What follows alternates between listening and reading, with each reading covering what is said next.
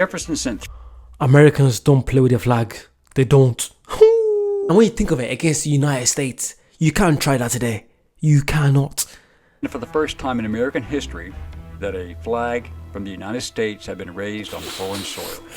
Hello, what's the crack? What's the story? Welcome back to the channel. I got a juicy one for you today. We're checking out the truth about the white slave trade. The whites, even you saying it, it's not something I'm used to hearing until lately. I'm not gonna lie to you, I never knew there was white slaves. Let's go. Slavery is as old as human civilization, dating back beyond recorded history, and it exists even still today. Every culture on every continent practiced some form of slavery, whether it was serfdom, indentured servitude, or collective peasantry. However, when the slave trade is mentioned, people normally think of the black African slave trade to the Western Hemisphere during the colonial period from 1500 to the mid-1800s, as practiced by the European colonial powers. Estimates range from 10 to 13 million Africans being brought to the New World, with around 10 million surviving to be sold in North and South America, as well as in the Caribbean islands. Of this number, the best estimate is that 450,000 went to the British, French, and Spanish colonies in what is now the United States and Caribbean. Brazil alone received almost 5 million, the rest going to the Spanish colonies in South America. Slavery still exists in the world, yet most of the major powers ignore the fact and refuse to even acknowledge that it still exists. It is still quite active. Yet, 6 decades before the American Civil War, a war was fought by the United States on foreign shores to try and stop the white slave trade. What was the white slave trade? Does it still exist? Who were the Barbary pirates? What was the result of American intervention? How did it occur, and what was the aftermath?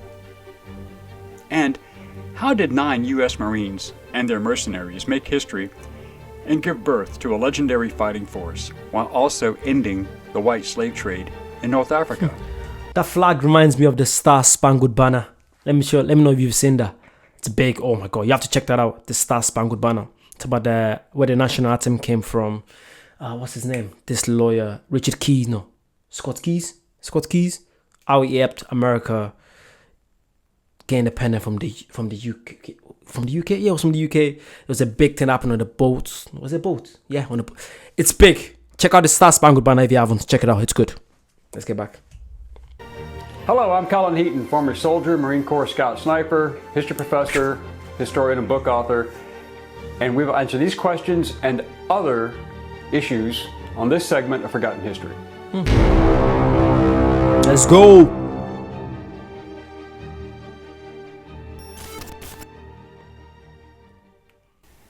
During the late 18th and early 19th centuries, the world was on fire as France and Britain were engaged in the Napoleonic Wars, which was another series of conflicts just like the 7 Years' War, again involving every nation in Europe. The 7 Years' War was also known as the French and Indian War in the United States. Both these conflicts were fought on every continent and on every ocean and in every colony. Even during these protracted wars, the transatlantic slave trade continued. It was big business. While the European powers were destroying each other, Thomas Jefferson became the 3rd president of the United States from March 4th, 1801 to March 4th, 1809, and he had several major issues to contend with. The Louisiana Purchase of 1803 from France doubled the size of the United States. The Yazoo territorial disputes in France used to own Louisiana. I never knew that. Is that why they speak New Orleans? Is New Orleans in no? It's New Orleans in Louisiana. Is that why there's some kind of French stuff? What's that stuff that happens every year in New Orleans? Some kind of party, not party. It could be a French thing to it. So that's the reason why. Okay. I never knew the French owned them. See, forgotten history. I'm learning loads here. Western Georgia were hotly contested. The launching of the Lewis and Clark expedition in 1804 to explore the newly acquired country, and the contested issue of slavery. In 1806, Jefferson denounced the international slave trade as a violation of human rights and called upon Congress to criminalize it. Congress responded by approving the act prohibiting importation of slaves the following year. Fair enough. No longer could slaves be brought from Africa, although slavery was still legal in the United States. Then there were also the rising tensions between Wait. the United States and He said slavery was still legal, but it couldn't be brought in. Did he say? Mera. No way he said that. That's crazy. although slavery was still legal in the United States. Then there were also the rising tensions between the United States and Great Britain, which dominated the final years of Jefferson's second term, as the Royal Navy had been seizing American merchant ships and impressing sailors. However, one situation which has gone largely unnoticed in history was Jefferson being the first president to send the military overseas into direct action, the war against the Barbary pirates. For decades prior to Jefferson's accession to office, the Barbary Coast pirates of North Africa had been capturing foreign merchant and warships, stealing their valuable cargoes, and enslaving crew members, while often demanding huge ransoms for their release. Many of these ships and crews were American.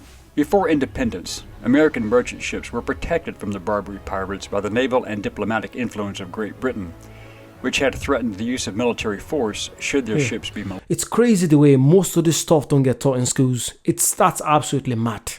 molested. However, that American protection came to an end after the colonies won their independence. The Barbary pirates also attacked the coastal northern Mediterranean, launching attacks against France, Italy, and Sicily, kidnapping women as white slaves, primarily and whenever possible, notable wealthy persons and ships for ransom.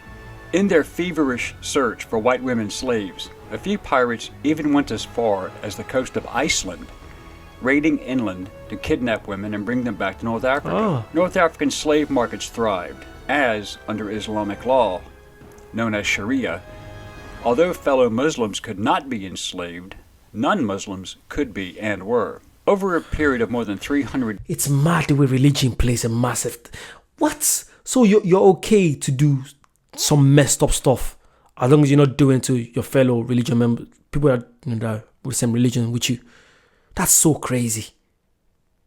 Religion, I'm telling you, religion plays a big part in life, man. It's mad. It's absolutely mad. years, it is estimated that 1 million white Europeans, to include those captured at sea as well as through land raids abroad, were enslaved. Many of these were Americans captured at sea. In 1794, in reaction to the attacks, Congress had passed a law authorizing the payment of tribute to the Barbary states. Part of that law was the Naval Act of 1794, which authorized the construction of 6 frigates, establishing the United States Navy. By the end of the 1700s, when Jefferson was Secretary of State, the United States had concluded treaties with all of the Barbary states, the Ottoman regencies of Algiers, Tunis, and Tripoli, along with independent Morocco. When Congress authorized $80,000 for Morocco to not molest American shipping, it was considered a good deal, as it was a cost savings when compared to the loss of ships, cargo, and sailors. The Bey of Algiers, Mustafa Baba, also agreed, and many American merchantmen were escorted by Portuguese warships, as Portugal also had a treaty with the Islamic states. But Jefferson was opposed to paying tribute, which he considered to be a modern Danegeld. When Saxon England paid the Danish Vikings not to attack, it did not work. Although Morocco and Algiers initially agreed, just weeks before Jefferson took office, Tripoli began attacking American merchant ships in an attempt to extract further tribute. Jefferson had seen enough. Jefferson tried diplomacy, and his letter to Pasha Yusuf Karamanli emphasized, "Our sincere desire to cultivate peace and commerce with your subjects." Pasha Karamanli, the ruler of modern-day Tunisia, felt that the Americans had insulted him by not offering to pay tribute. He threatened continued actions if not so respected. Pasha Karamanli was already at war with Sweden, having broken an existing treaty after Sweden agreed to pay annual tribute and ransom for 131 captives. 14 Swedish merchantmen had been seized by Tripolitan corsairs. Some of these were white women who were being transported on Swedish merchantmen, and it is not known if they were ever recovered, as the white women were rarely ransomed. They were highly prized and sold. The Pasha then declared war on the United States on May 14, 1801 by chopping down the flagpole at the American consulate in Tripoli, a direct act of war. Jefferson sent Americans don't play with their flag. They don't. 3 frigates and a schooner under the command of U.S. Navy Commodore Richard Dale as a show of force and to protect U.S. ships entering the Mediterranean through the Straits of Gibraltar. Dale learned of the declaration when he reached Gibraltar on July 1st, 1801. From that point, Dale's ships blocked 2 of the Pasha's corsairs operating as raiders and messengers inside the harbor. Yusuf Karamanli was shocked at the American audacity. The Sultan of the Ottoman Empire, Selim III in Istanbul, was also less than amused, yet did not interfere when the Americans became involved. He had just concluded treaties with Russia and Austria and was trying to westernize his empire along Western lines. This included eliminating the white slave trade, and this position was not favored by many of his subordinate regional leaders, especially in North Africa, and they launched a revolt against him, and his cousin and successor, Mustafa IV, had him murdered in 1807. He was not about to give up such a lucrative business. The U.S. blockades halted Barbary trade and raids with Europe, but did not stop Tripoli's trade with the other Barbary states. It did, however, incite the other rulers, who considered siding with the Pasha, and they expelled their American diplomats. The United States was putting a major dent into their pirate enterprises, to include the white slave trade. Again, the possibility... It's mad. Why am I just saying this for the first time? What?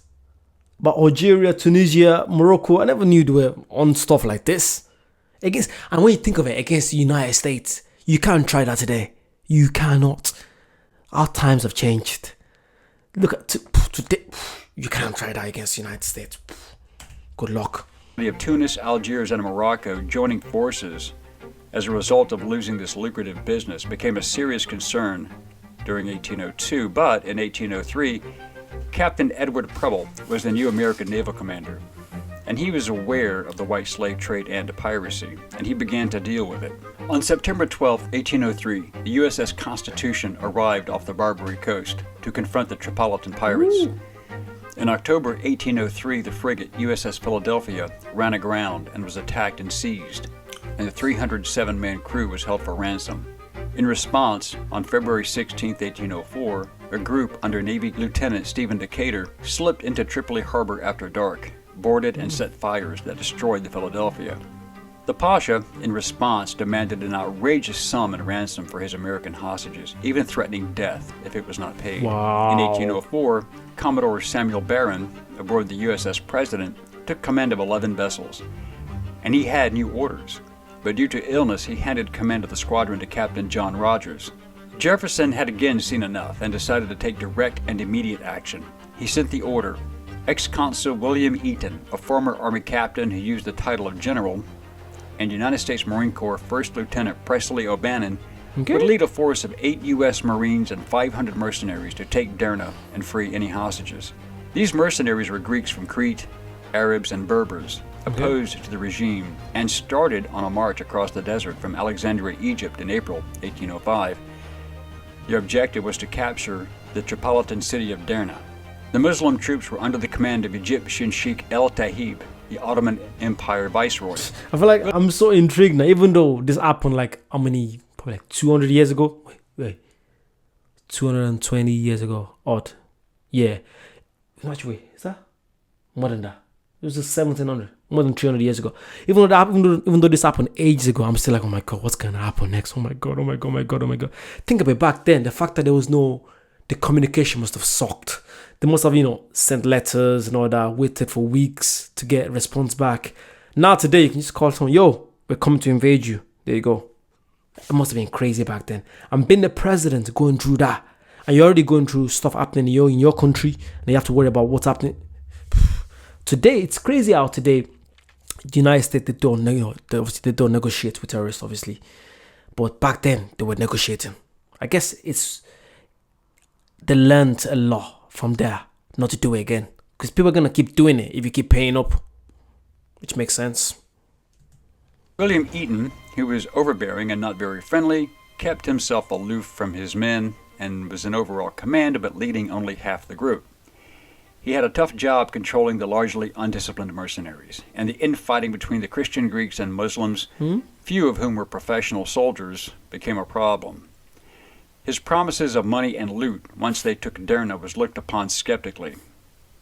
However, O'Bannon and his 8 Marines embedded with their mercenaries shared food, hardship, water, and earned their trust. Okay. O'Bannon decided to take the Muslims from Eaton, exchanging them for his Greeks.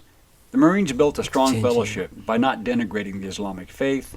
They discussed their similarities and differences.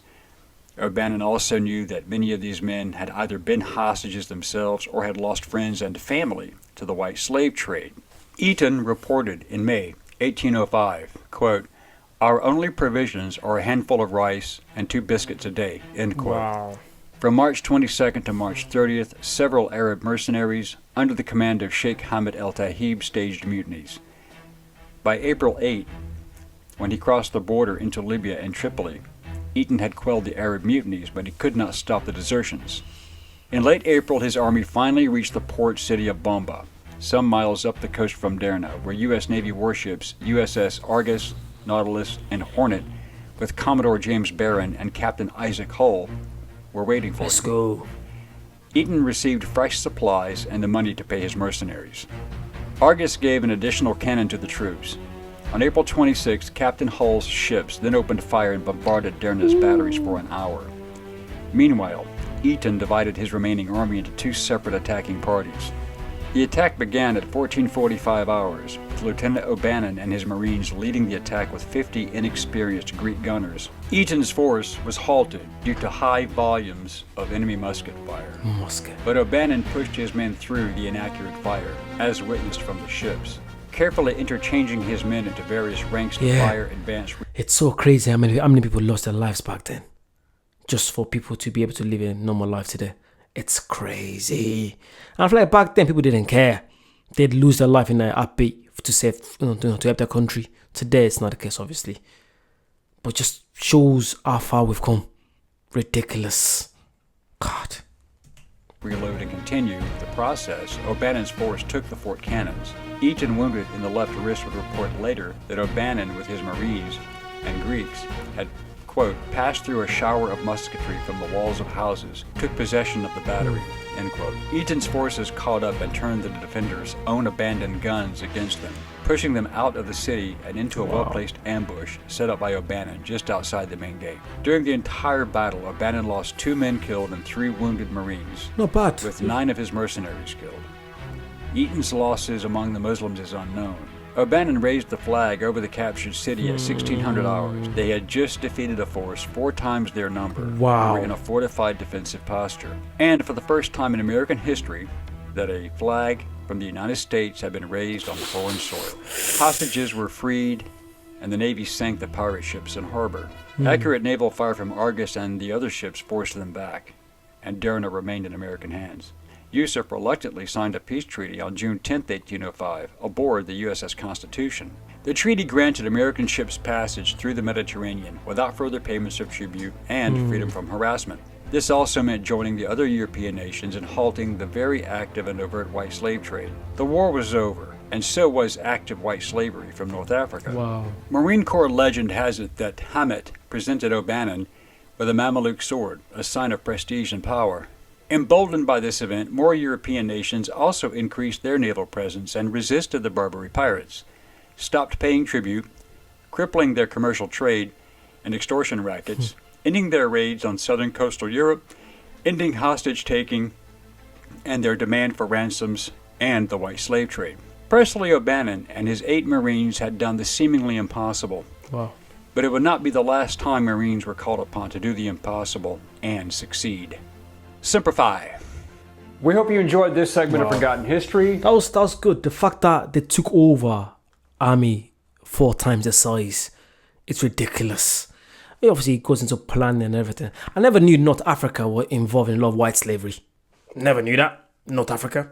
To be fair, when you think of it, there's a lot of people in North Africa that probably still there today, that, their great grandparents came there through the slavery, through the original slavery, and they're still living there today. It's mad. That's why, obviously all the African Americans in the United States, they all came from somewhere in Africa. It's mad. It's just crazy. Obviously, I've just watched this. I'm still trying to piece some piece where I might have said something rubbish in between, but obviously I'm watching and reacting at the same time. If there's something that you think I missed, please comment below. Be nice in the comments, or not, I don't care. Like, comment, subscribe, check out the Patreon, check out the membership if you want to check out more stuff like this. I like stuff like this. Yeah, see you guys very soon. Bye bye.